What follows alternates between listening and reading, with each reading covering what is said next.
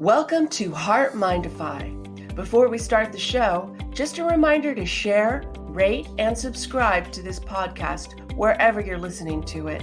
And please give us a 5-star rating. It helps us beat the big tech algorithms. I'm John Izzy. Change can be difficult for a lot of us, but when we understand what makes us tick, we develop a better understanding of who we are and begin a journey of discovering our best self. Join me for a free session at johnizzy.com. And I'm Kim Cordy, creator of the Emotion Chef Framework, an emotion management tool. Thoughts drive emotions, and emotions drive thoughts, but it's our emotions that drive our decisions and behaviors. Find out more at kimcordy.com. Sit back, relax, and enjoy the show.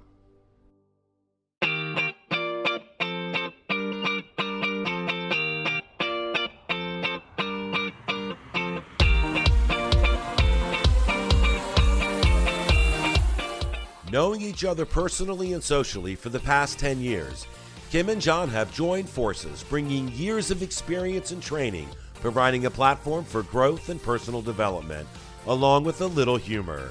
John is the heart, Kim is the mind, and together they are HeartMind-ify.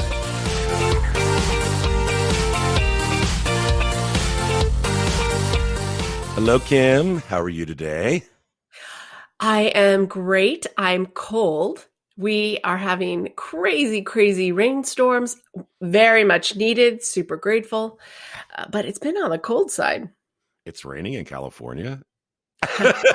Yes, that song was about Southern California, but a friend of mine lives in LA, and he was telling me, we got rain, sleet, hail, snow. He's like, we've had everything. It's just been, it's all or nothing, apparently, but that's okay. Yeah, you guys need the rain for sure. Well, I think I've told you this before, but across from our home is this huge park. And in our development, all of the rainwater goes into this park. It's a depressed park, and it actually fills up and it turns into a lake. And so now we've got bunch of frogs. You can hear them, whatever they say.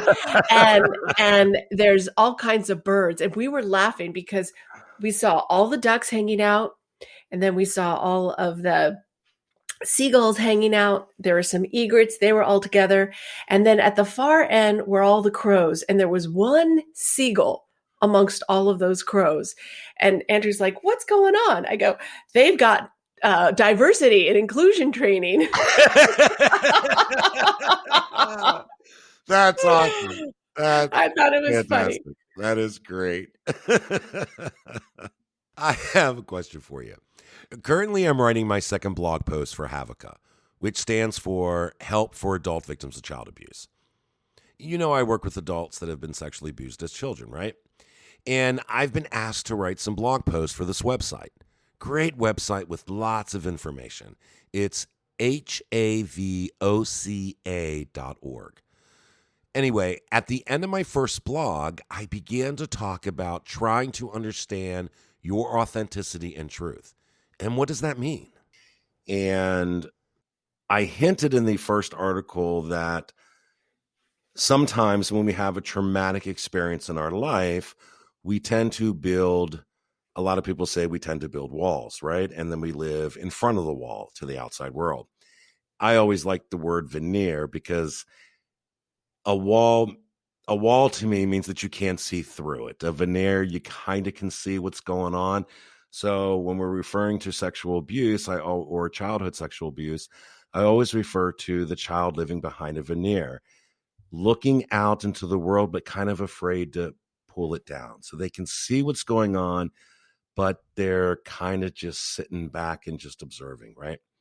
So I always use the term veneer instead of a wall. So I'm writing the second article now, or the second blog post now, and I'm going into depth of how do we break down the veneer and try to discover who we are internally and that true representation of who we are to our core. And as I was thinking about different things to include in the blog post, somebody asked me a question the other day, and they said, why do people say things about me that just aren't true. And where did they get that opinion? And since I've been thinking about this whole topic, I simply said to them, are you hiding who you truly are by putting up some type of veneer or wall and acting in a way that represents somebody that you aren't? And they kind of looked at me and they went, oh, wow. Well, I never thought of that. And I was like, well, sometimes we want people to perceive us a certain way, right? That we feel that, let's say that let's say that you are trying to engage in conversation with somebody because you think their conversation is interesting. And you know they're talking about a topic that you're really not that well versed in, but you enter the conversation pretending to be versed in a topic that you really aren't. In other words, you're saying things that would sound as if you really are knowledgeable. So they perceive you to be a certain way when in reality, you're not that person at all. And they were like, oh, well, that makes sense now. I see what you're saying. And so I thought we'd just hash it out here for a little bit, couple minutes, and just talk through it, because I know you have some ideas on maybe it's not the individual, right? That's Right. living. Yeah. It's not me, it's you. Right. Right. Right? Right. So why would that be important? It's not me, it's you.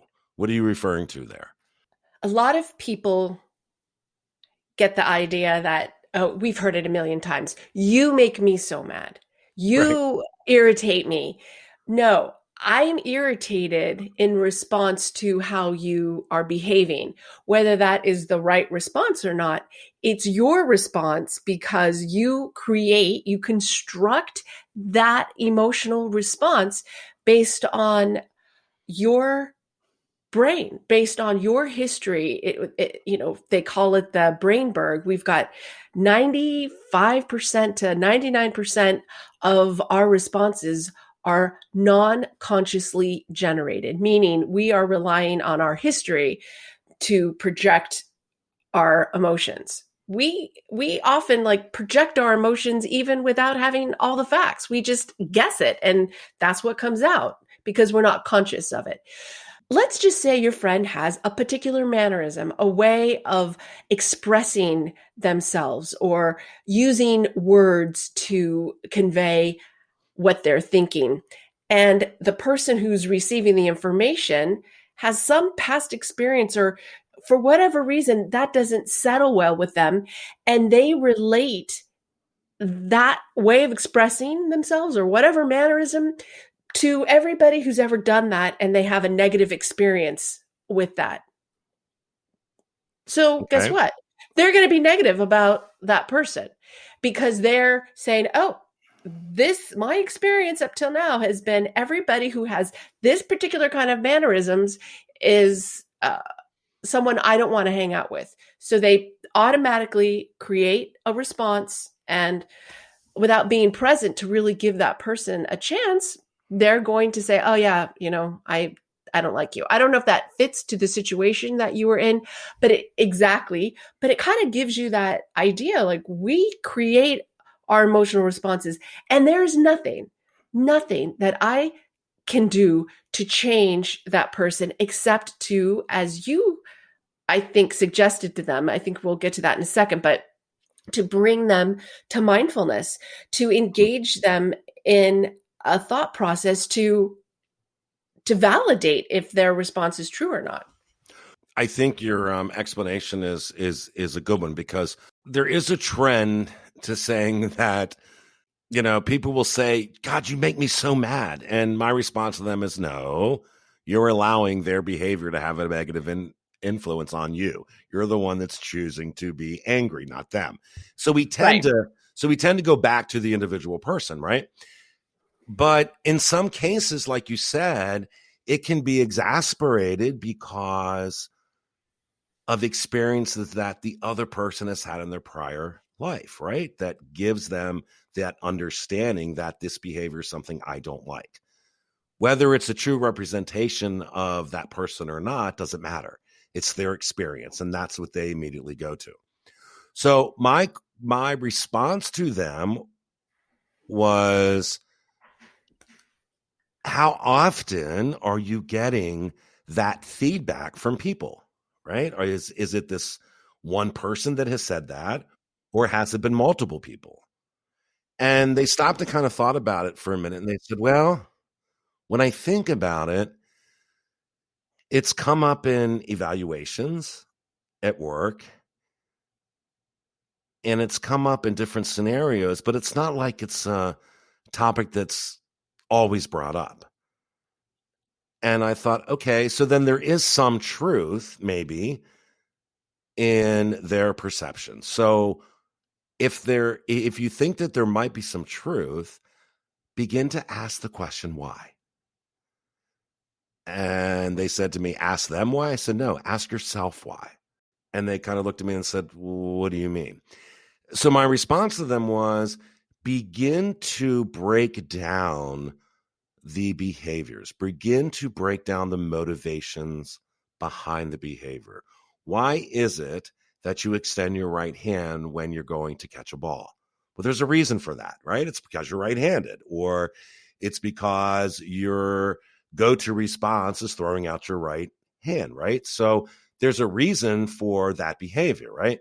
So begin to ask yourself those questions. Begin to ask, what is the motivation behind this response that I gave this person? And is it benefiting me, or am I doing it so that it benefits something else or someone else, right? So try to begin to break down those motivations and look to yourself to say, why am I behaving the way that I'm behaving? And we do that all the time without even realizing it, right? We'll say, damn it, I shouldn't have said that. Well, there was a motivation that made you say it, right? So start looking at the motivations, look at the reasonings, ask yourself the question why, was my advice to her. And I agree, and would just say, what was the feeling behind the motivation? That's good. Good. Because feelings drive our decisions and behaviors. And if we tend to do things, behave certain ways or act certain ways to try and protect ourselves, protect the image and I think you talked about this already, the image that we have of ourselves, or the image we want to project to other people. And guess what? Most people know who and what you are, and they can smell when something's just not right. And it goes back to your conversation about being authentic. And when you're truly authentic to who you are, and that you accept yourself, warts and all, and not try and be someone that you're not, you don't have really any good motivation to try and have unauthentic behaviors, because you're trying to protect what you may think is a negative aspect of yourself that might not even be negative. That's so true. And I think part of the reason for that kind of response is because we tend to group things together. We tend to use words that describe multiple feelings when we're too lazy to apply specific words to specific feelings, right? Does that make sense? So we'll group things. You're talking to the queen of granularity. That's Right? my new title. Right. New title, Queen of Emotional Granularity. But it's true though, right? So I think that, I always go back to, pinpointing the true cause of a feeling, pinpointing the true cause of a behavior. And pinpointing means looking at the motivation behind it when it comes to behaviors. When it becomes to feelings, pinpointing what is it that is actually going on? Because if we don't come to some reason that we're performing a certain way, then we're going to group everything together, and we're going to say that no matter what emotions, no matter what behaviors or what's motivating me, I'm just going to perform this way. And it's it's unclear to people that are listening to you, and it's unclear to yourself because you're not giving yourself permission to discover who you are internally. Right. And it takes being uncomfortable with truths and accepting, right? You have to be uncomfortable in the sense that you're going to realize and recognize and accept that there are some things that you are not comfortable with, Yeah. right? Yeah. And if you're living behind a protective veneer, then I'm going to suggest that your actions or your behaviors are not representations of who you are, but perceptions of a person locked in the emotional entrapment of some type of event in your life, right? So what you're giving off to people when you live behind a veneer is perceptions of who you are. You're not being authentic in what you're giving them. You're giving them perceptions. So they're taking those perceptions as truth. Yeah. They're in our head, and we do this all the time. I know I do. I have a perception of myself, and I see myself differently than others. And I'm very hard on myself, probably harder than I should be. And I Yeah, need me to, too. That's I the need to pull, perfectionist in us, Kim. yeah, but I need to pull that back and acknowledge, what I am. And on the other side of it, like the positive things for myself and what I've accomplished, and to look at all those things. But on the other side, we might feel like we're not accomplished enough. So we pretend like we are, like you were talking about Right, earlier. right. And that's where you start to get sniffed out pretty darn quickly. Especially by people that are experts in a certain field or something like that, because they can spot a quote fake anywhere. You have to appreciate the honesty of for yourself, that you're honest with who you are and what you are, and that's the what you truly are and what you're truly not. But in telling other people that, they're just like, wow, like, you trust them more. Like, how can you build trust? There's nothing more trustworthy than not feeling authenticity from somebody. Right. Yeah. I mean, I think those are the questions of the day. I mean, I think we need to begin to break down, why we do the things we do, why we say the things we say, why we're feeling the way we feel. Just because my mother told me I had to be this way doesn't mean I actually am that way, or that I actually Right. have to be that way, right? Right. Well, I think that the answer really to the question is a balanced response.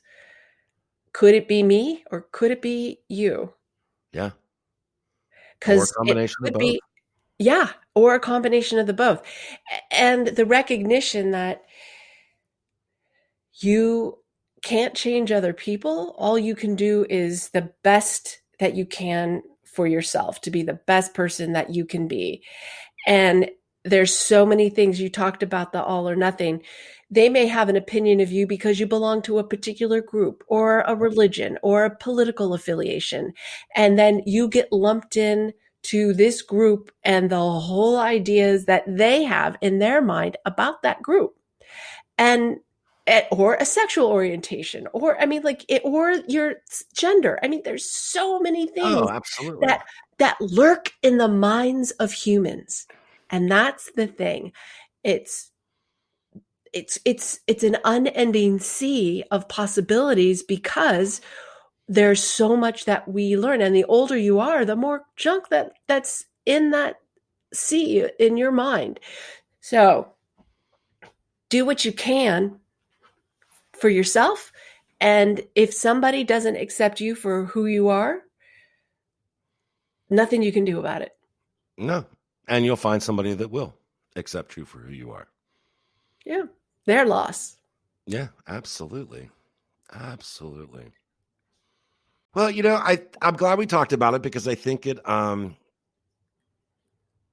I think a lot of people find at some point in their life where they feel misunderstood, or they feel that people put labels on them or believe that they are a certain way, and they struggle with the fact that, no, I'm not. And how can I express that to someone and say, no, I'm not who you think I am. This is who I am.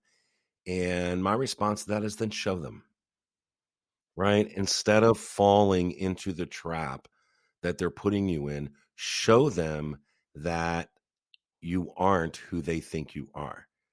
Show them by your behavior, show them by your actions. And when you do that and you find that true representation of who you are to the outside world, then that goes to your deepest core. And that will be reflected in everything you do. Your values. Yeah. Those Your values. you just hit that on the head. And like I said before, you can't fight City Hall. So you can't fight other people's perceptions and how they put things together. Because really, it's their recipe, not yours, that could be the problem. Yeah. Good topic, John. Yeah, you think? I thought it was good, right? I did. I thought it Yeah. was good. And it's what's really nice about it. And like, this is coming from somebody who's struggling with something. And I invite anyone who listens to our podcast, if there's something that you're struggling with, or a question that you have, or how do I talk to somebody, or how do I approach this, or how do I potentially handle this, just contact us. We'd be happy to handle that topic here on the show. Absolutely. I think that's a great idea. Because we get questions thrown at us all the time, and sometimes we attempt to answer them, or sometimes we think, well, how would I answer it? And then before you know it, the question is gone and it's never addressed until it happens again. So this is an opportunity to, ask that question and then get Kim and I's take on it. And we'll tell you what we think, and it might be wrong. It might work for you. Who knows? But at least you're going to get an answer, because we're going to talk about it. Because we care. Right, wrong, That's or right. indifferent, we care. That's right. We care. All right, Kim. Well, use an umbrella when you go outside. I know. Do you even have an umbrella? John, I actually have a raincoat. It does A rain. raincoat? Who wears a raincoat? Women wear. I do not. I can't even tell you the last time I had a raincoat. I had a yellow one when I was little. I used to hate wearing it because No, I'm not talking about a slicker, that plastic slicker. yeah. That's not what I'm talking about. I'm talking about a jacket with a hood that keeps you warm and was meant to be worn in the rain. Not all my jackets are rainworthy, but we do get rain. We have to, because we've got a drought. So Exactly. we need rain. You definitely need the rain. It's not the rain as much as this fierce wind. Is it chilly out there now? What's the temperature out there? Right Do you know now? off the top of your head? Yeah, it is 52. The Mm. other night, it was 28 degrees in the middle of the night, and our hummingbird feeder was mostly frozen, all their sweet nectar that I make for them every day. And our bird bath was actually frozen. The water in the bird bath was just a big chunk of ice. Aw, the poor wildlife in California. When it gets cold, it doesn't know what to do. Oh, look, I'm a good feather mama. I make sure we've got 2 hummingbird feeders. And last night, the bar was full. We had 20, because there's 10 feeding troughs. It has a little, it was fantastic. They were all feeding. I go through a pint, or no, 2 pints, half a gallon a day. Really? Yeah. Wow. All right. Yeah. Well, listen, you go enjoy your hummingbirds and your rainy weather and the chill in the air. And I'm going to go back to this article and try to finish it up so I can get it sent out to the editors. Maybe Maybe you got some juice for your article we were Oh, I talking think today. so. I think so. All right, everyone. Thank you so much for listening. Kim, have a great week. John, you do the same. I'm sure I'll talk to you soon. Bye. All righty. Bye, everyone.